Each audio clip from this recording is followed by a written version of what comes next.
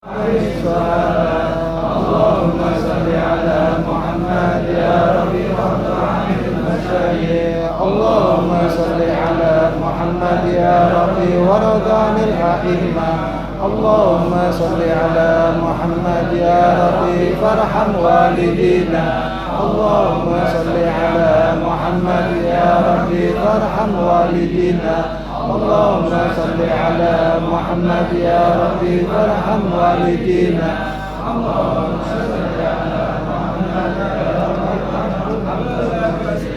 اللهم صل على محمد يا ربي واغفر لكل مذنب. اللهم صل على محمد يا ربي واغفر لذنوبي. اللهم صل على محمد يا ربي واغفر لعيوبي. اللهم صل على محمد يا ربي واكشف لي كروبي. اللهم صل على محمد يا ربي واغفر كل معدي. اللهم صل على محمد يا ربي واصلح كل مسلم.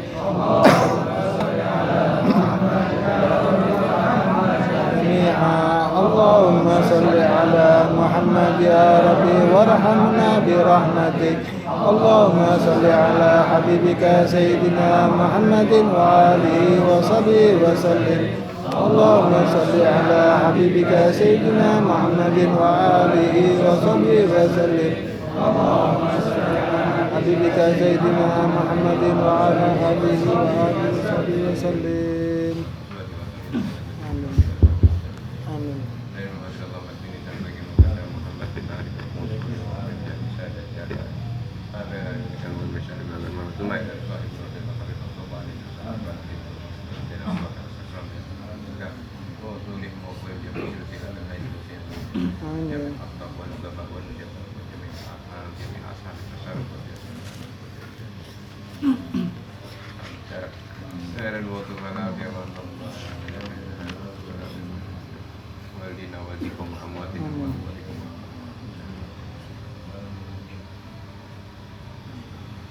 Hadratin Nabi Muhammad sallallahu alaihi wasallam. Al-Fatihah.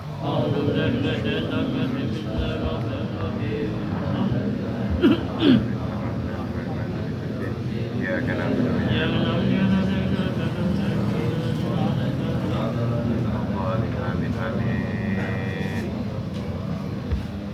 Bismillahirrahmanirrahim. Alhamdulillahirabbil alamin wassalatu wassalamu ala Rasulillah sayyidina wa maulana Muhammad bin Abdullah wa ala alihi wa sahbihi wa man walah wa la haula wa la quwata illa billah. Rabbi israh li sadri wa yassir li amri wahlul 'uqdatam min lisani yafqahu qawli. Amin amin ya rabbal alamin. Amma ba'd.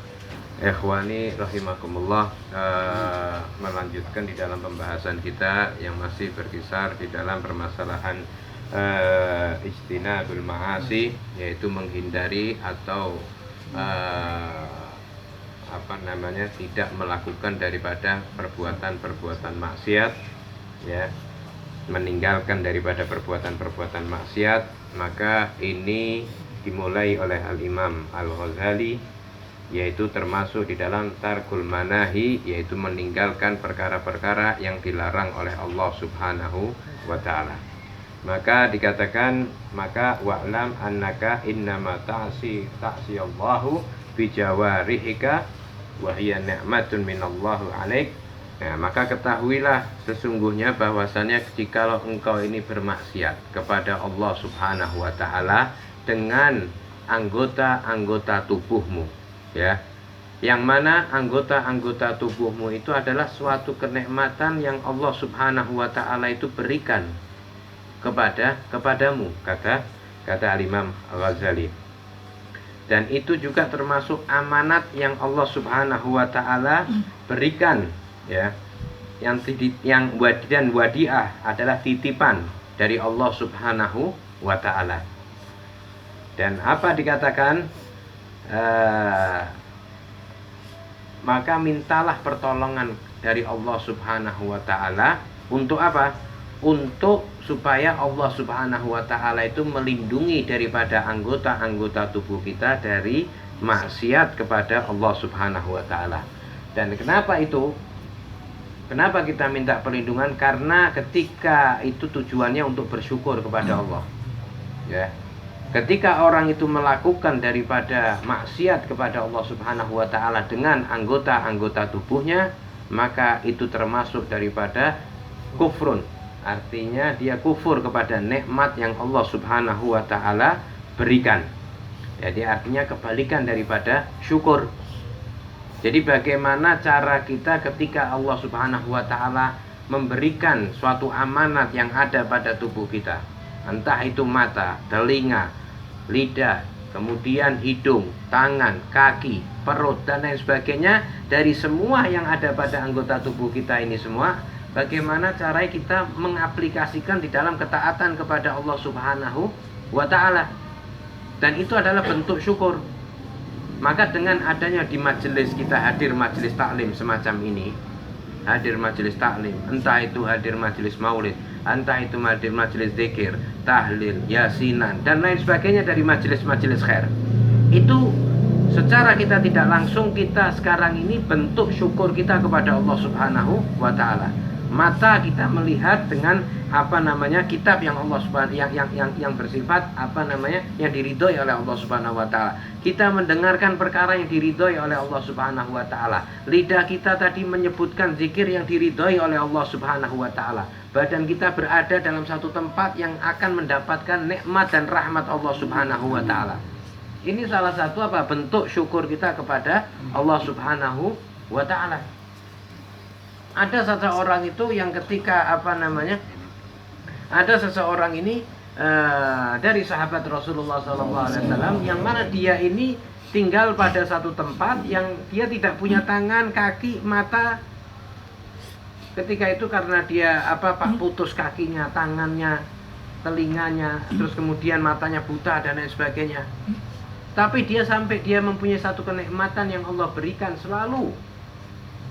Rezeki dia tidak pernah tidak pernah kelaparan. Jadi ada aja orang yang memberikan dia makan. Dan dia bersyukur dengan apa yang telah Allah berikan nikmat. Apa yang dia katakan bahwa lidahku itu masih bisa untuk zikir kepada Allah Subhanahu wa taala. Jadi makanya kalau kita melihat ini satu ujian yang Allah Subhanahu wa taala berikan kepada kita ini adalah ujian yang setiap orang itu mampu. Untuk apa? Untuk menjalaninya, pasti dan itu. Dan beban yang kita pikul ini adalah suatu kemudahan nanti yang akan kita jalani di hari kiamat nanti. Pasti ada hikmah di balik kejadian tersebut. Maka dikatakan ketika orang itu bermaksiat kepada Allah Subhanahu wa taala dan juga ketika dia bermaksiat itu salah satu bentuk kekufuran nikmat yang Allah Subhanahu wa taala berikan kepadanya. Dan juga termasuk wa khiyanatak ala amanah. Dan juga termasuk bentuk khianatmu kepada Allah Subhanahu wa taala. Kalau sudah kalimat yang disebutkan itu adalah khianat, ya ini yang kita takutkan. Kenapa? Karena amanat yang Allah Subhanahu wa taala dikatakan la amanata liman la imanan liman la amanatalah. Tidak ada keimanan bagi mereka orang-orang yang tidak menjaga amanat, ya. Tidak ada kenikmatan, tidak ada keimanan bagi mereka yang menjaga amanat. Ini. Kenapa? Karena dia melakukan anggota atau mengamalkan anggota tubuhnya itu untuk apa? Untuk perkara yang tidak diizinkan oleh Allah Subhanahu wa taala. Artinya apa? Maksiat. Ini perkara yang dilarang oleh Allah Subhanahu wa taala, ya. Maka juga dikatakan kenapa dikatakan khianat dari apa-apa yang telah Allah titipkan kepadamu, ya. Terus kemudian dikatakan fandur kaifa tara'aha, ya. Maka lihatlah bagaimana tar'aha artinya menjaganya daripada hak-hak yang Allah Subhanahu wa taala berikan kepadanya. Kepada kita ini maksudnya. Dan juga fakulukum ra'in wa kulukum mas'ulun an ra'iyati. Setiap dari kalian itu adalah pemimpin, pengembala. Dan setiap dari kalian akan dimintai dimintai pertanggungjawaban atas yang dia pimpin. Semua.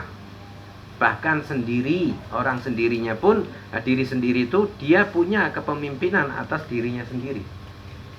Ya, nanti akan dimintai pertanggungjawaban masing-masing. Kalau orang tua kayak seperti orang ayah akan dimintai tanggung jawab atas keluarganya.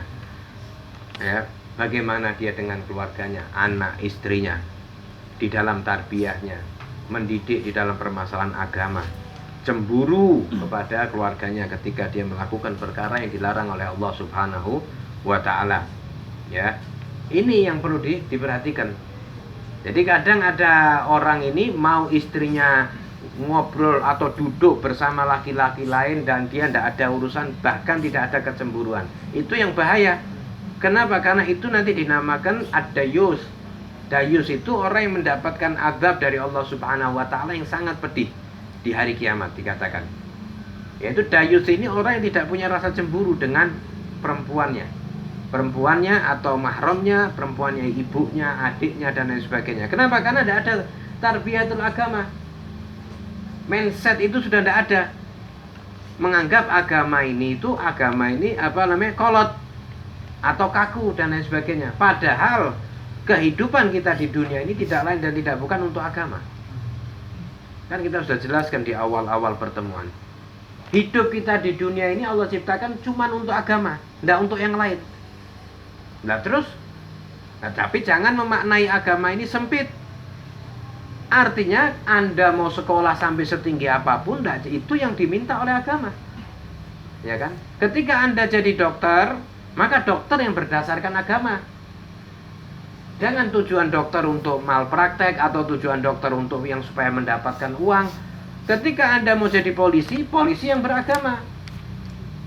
Ketika Anda mau jadi hakim, hakim yang berdasarkan agama. Jangan mendapatkan roswah, artinya sogok, menyogok, dan lain sebagainya. Kenapa? La'anallahu rashi wal murtasi. Allah Subhanahu wa ta'ala melaknat orang yang menyogok, menyuap, ataupun yang disuap. Ketika Anda menjadi seorang pedagang yang beragama, yang berdasarkan agama. Jangan mengurangi timbangan, jangan menipu pembeli dan lain sebagainya. Nah, ini tujuan daripada hidup di dunia ini. Nah, tapi kalau andai kata itu sudah dihilangkan, ya khalas. Makanya dikatakan orang-orang misionaris orientalis itu ketika dia ditanya, dunia barat tidak akan bisa menguasai Islam kecuali satu, memisahkan Islam dengan kitab sucinya. Itu gampang. Kalau sudah bisa memisahkan antara Islam dengan kitab sucinya, itu sangat mudah untuk menguasai dunia Islam. Nah, sekarang kita melihat dari semua fashion, dari semua teknologi, dari budaya dan lain sebagainya, semua siapa kiblatnya? Kepada mereka, orang-orang yang non-Islam, Yahud wan Nasara. Mereka semua punya aturan. Dan ini sudah digambarkan sama Rasulullah SAW. Sudah digambarkan apa? Akhir zaman itu muslimin itu, orang-orang Islam itu akan seperti makanan di meja makan. Penyantapnya siapa? Al-Yahud wan Nasara. Itu sudah Rasulullah gambarkan. Artinya apa? Sistem nanti di akhir zaman itu yang megang mereka ini, bukan Islam. Nah, terus gimana? Berarti kita harus ikut. Artinya kita jangan masuk dalam lingkaran itu. Ya, jangan masuk dalam lingkaran itu. Tetap dalam diri kita menjalankan apa yang kita jalankan, yang kita anut, yang diperintahkan oleh Allah dan Rasulnya. Kalau kita menjalankan hal itu, kita akan terbebas dari tipu muslihat mereka. Kita terbebas dari kedoliman mereka. Itu dampak daripada orang-orang yang selalu berpegang teguh kepada syariat Islam, kepada Allah Subhanahu wa ta'ala dan Rasulnya. Itu selalu pasti itu. Dan itu pasti akan terhindar, dia akan dilindungi oleh Allah Subhanahu wa ta'ala. Dan dia tidak masuk dalam makarnya mereka. Kenapa? Karena Allah Subhanahu wa ta'ala khairul makirin. Allah sebaik-baik tipu muslihat. Artinya mereka punya tipu muslihat, Allah pun punya tipu muslihat, dan sebaik-baik tipu muslihat. Ketika dia terkena tipu muslihatnya Allah Subhanahu wa ta'ala, ya wes, kerugian mereka bahkan Berapa banyak mereka yang artinya sampai tidak punya keimanan, jelas pasti ya sampai membunuh diri dan lain sebagainya, atau dia mau menguasai suatu lahan, dia tidak peduli orang yang ada di lahan itu, yang penting terusir semua. Mau orang itu yang di lahan itu terusir itu digantinya sedikit atau tidak diganti sama sekali, yang penting diusir secara semuanya, mau itu orang mati, mau tidur di mana, mau dapat tempat, yang penting tidak mau. Nah, itu sistemnya beda dengan kita. Kalau kita masih mempunyai aturan dan adab dari syariat Islam. Nah, ini ya. Maka dikatakan akan dimintai pertanggungjawaban semua. Ya, akan dimintai pertanggungjawaban semua. Maka wa'lam anna jami'a a'dha'ika ya tashtahidu alaika, ya itu semua nanti anggota tubuhmu itu akan bersaksi, akan menjadi saksi, akan menjadikan saksi padamu, ya sebagaimana di dalam surat An-Nur nanti di yaumul qiyamah itu di hari yang mana anggota-anggota tubuhmu itu menjadi saksi, ya lidah nanti menjadi saksi, alsinatuhum wa aidihim, dan juga kedua tangan dan kaki-kaki mereka, ya bima kanu ya'malun. Apa menjadi saksi dari apa? Dari apa-apa yang telah mereka kerjakan. Ya. Juga dalam surat Yasin al yauma nakhtimu ala afwahihim wa tukallimuna aydihim wa tashhadu arjuluhum bima kanu yaksibun. Al yauma nakhtimu ala afwahihim. Di hari yang mana ini aku kunci. Al-yawma nakhtimu ala afwahihim. Mulut-mulut itu dikunci sama Allah Subhanahu wa taala. Wa tukallimuna aydihim. Tangan mereka semua saling berbicara apa yang telah mereka lakukan. Al-yawma nakhtimu ala afwahihim wa tukallimuna aydihim wa tashhadu arjuluhum bima kanu, dan menyaksikan semua, menjadi saksi semua. Ini gimana? Tidak, ini kekuasaan Allah. Tangan bisa berbicara, ini bisa berbicara, semua menjadi saksi. Yaumal fadihah disampaikan, dikatakan hari mahsyar, hari kiamat itu yaum fadihah, di hari yang kebuka aib-aib orang itu. Maka kita minta sama Allah Subhanahu wa taala, ya selalu minta ditutup dan tidak dibuka daripada aib-aib kita ketika kita nanti di yaumul hisab, di hari perhitungan. Maka yang saya meminta yaitu diberikan satu rombongan, yang mana rombongan tersebut masuk dalam kategori as-sabiqin, yang mana mereka itu masuk dalam surganya Allah Subhanahu wa taala tanpa dihisab. Maka minta itu kita sama Allah Subhanahu wa taala, selalu minta wa adkhilna jannata bighairi hisab. Nah, tapi kita apa kita mampu lah? Yang bikin kita ini siapa? Yang nyiptakan kita siapa? Kok kita mau ngatur? Kok kita sudah berburuk sangka? Kita minta sama Allah Subhanahu wa taala yang terbaik. Ya Allah, jangan dihisab. Ya Allah, masukkan aku dalam surga ini tanpa dihisab. Ya. Kumpulkan aku bersama Rasulullah di Jannah Firdaus A'la. Nah, itu kita permintaan itu yang tinggi. Selalu berharap betul dari hati. Bukan berharap siapa orang yang mampu. Yang saya pernah cerita di awal pertemuan ini, di hari Yaumul Mahsyar itu orang berkumpul dari generasi pertama dari generasi Nabi Adam sampai terakhir di padang mahsyar. Yauma la yadillu illa dillu, tidak ada naungan kecuali naungan Allah Subhanahu wa taala. Di hari naungan, siapa yang orang yang bisa membantu menolong? Tidak ada. Orang penuhnya orang itu sampai 1000 tumpuk ke atas. Panas matahari laksana satu jengkal, tempat dataran orang berpijak itu diganti dengan logam. Siapa yang mampu dalam hal itu? Jam 2 siang, jam 1 siang kita pas musim panas, siapa yang mampu untuk berdiri di atas aspal? Ya, kalau aspal ini sekarang diganti dengan logam, seng. Berdiri di atas seng, panas matahari coba sejengkal. Maka dikatakan itu di hari tidak ada naungan kecuali naungan Allah Subhanahu wa taala. Maka itu dikatakan almar'u ma'aman ahab, seseorang itu bersama orang yang dicintai. Ya itu dia.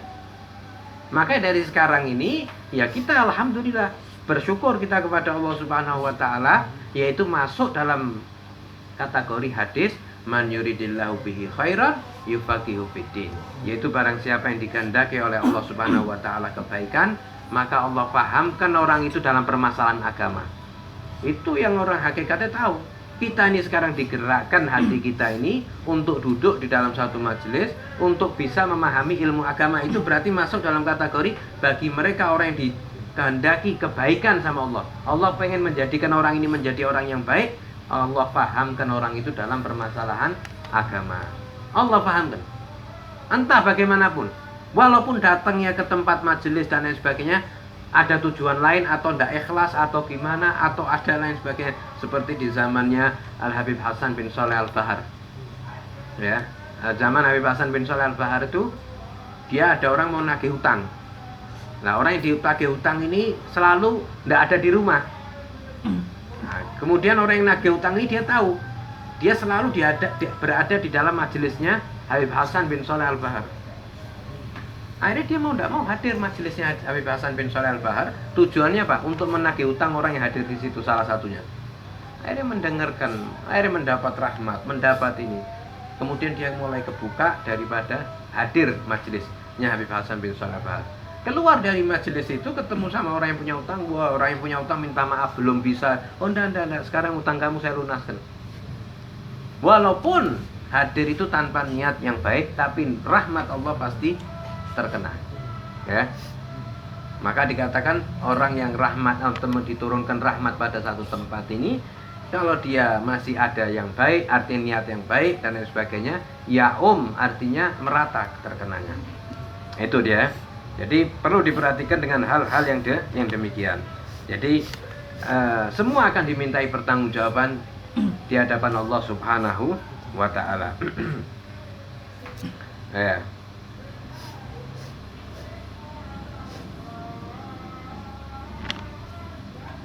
Nah, setelah itu kan ancamannya itu apa namanya? Fahfad ya miskin, katanya dikatakan, jagalah wahai orang yang miskin. Bukan miskin karena harta, bukan miskin di hadapan Allah Subhanahu wa taala. Ya, Imam Ghazali ini ketika dia dalam kitabnya itu mesti mengatakan manusia ini orang yang miskin. Miskin di hadapan Allah Subhanahu wa taala. Kita ini orang yang lemah. Wa nahnu kaum du'afa. Kita ini kaum yang lemah.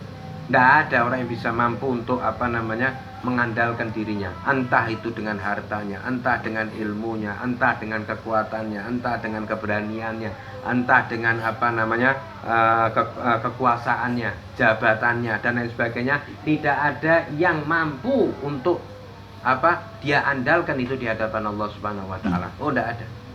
Kita semua kaum yang du'afa. Kita kaum yang lemah. Tidak ada yang bisa diandalkan.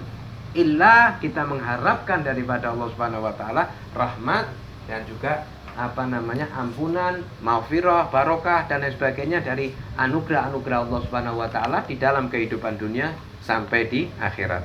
Maka dikatakan jagalah wahai orang yang miskin, dikatakan ya miskin jami'ul badanika, jagalah wahai orang yang miskin semua badanmu, anggota-anggota tubuhmu minal ma'asi, dari maksiat-maksiat. Ya, wa khususon a'dha'ika sab'ah. Lebih-lebih katanya, lebih-lebih khusus ya anggota tubuhmu yang 7. Ya ini, ya anggota tubuh yang 7. Ya nanti akan kita jelaskan satu persatu anggota tubuhmu yang 7-nya apa saja. Ya, fa innal jahannama laha sab'ata abwab. Karena ketahuilah bahwa jahanam artinya neraka ini mempunyai 7 pintu. Ya. Itu diantara tingkatan satu dengan yang lain itu mempunyai masing-masing 7 pintu. Maka dikatakan anna nar sab'at darokat. Ketahuilah neraka itu mempunyai 7 darokat. Apa darokat? Kalau surga itu 7 darajat. Ya, 7 derajat. Tapi kalau neraka bukan disebutnya derajat, tapi darokat. Ya, tingkatan. Sama juga mempunyai makna darokat, darajat ya. Tapi penamaan untuk neraka ini ada jahanam, ada jahanam, ada lava, ada hutomah, kemudian ada sa'ir, neraka jahim, jahanam, hutomah, lava, sa'ir, sagar, jahim, ya, al-hawiyah, nama-nama neraka itu. Ini nama-nama ini punya fungsi masing-masing. Neraka jahanam mengadab orang yang gimana? Neraka sa'ir mengadab orang yang gimana? Neraka sagar mengadab orang yang gimana? Hawiyah, terus kemudian hutamah, terus kemudian lava, itu mempunyai tugas masing-masing ya di dalam neraka. Ya, Allahumma ajirna minan nar. Allahumma ajirna minan nar. Makanya kalau kita habis sholat itu jangan lupa ya, Allahumma ajirna minan nar, Allahumma ajirna minan nar, Allahumma ajirna minan nar, Allahumma ajirna minan nar, Allahumma ajirna minan nar, Allahumma ajirna minan nar, sebanyak berapa? 7 kali. Itu setelah dibaca habis sholat. Ya, ini perlu diketahui. Jadi ada orang juga yang dia berdosa sebab karena lidahnya. Ya, itu ada neraka yang tempatnya dia. Ada yang dosa sebab karena kemaluannya, itu ada tempatnya sendiri di neraka. Ada nama-namanya masing-masing. Ya, itu. Udhun, al-ain, al-batin, al-faraj, ya, al-yadain, ya, ar-rajul, itu semua mempunyai tempatnya masing-masing ya di dalam neraka tersebut. Ya.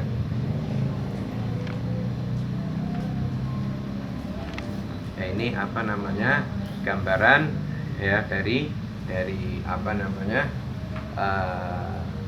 nasihat dari Imam Al-Ghazali. Nanti insya Allah kita akan jelaskan satu persatu dari mata, lidah, telinga, dan seterusnya pembagiannya anggota-anggota tubuh itu nanti insya Allah bil afiyah. Ya, ini yang bisa saya sampaikan. Ya, kurang lebihnya minta maaf. Wassalamualaikum warahmatullahi wabarakatuh. Al-Fatihah hadratin Nabi Muhammad sallallahu alaihi wasallam. Wakil Muqaddam Muhammad bin Ali wa jami' sadati Ali Abi Alami aina makanu min masyarikil ardi ila magharibiha aina jamil aqtab wa nugaba wa nujaba wal abdal wal awdar afraq wa jamil ashabu darak wa ashabu tasarruf aina makanu min masyarikil ardi ila magharibiha wa ikhwani lumayan dia mesti silakan kami sadar bina kaina mal waldina waldikum wa ammatina wa ammatina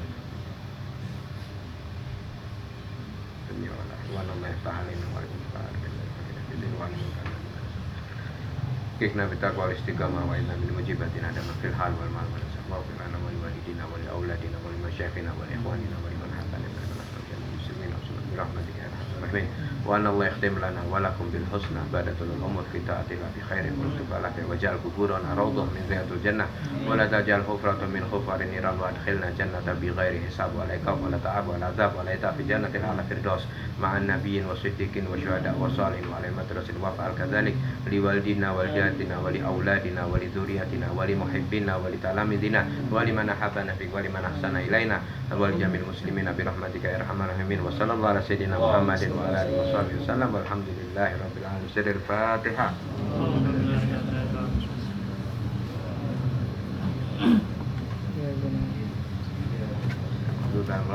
Amin amin. Rabbana taqabbal minna innaka antas samiul alim wa tub alaina innaka antat tawwabur rahim wa akhiru da'wana alhamdulillahi rabbil alamin.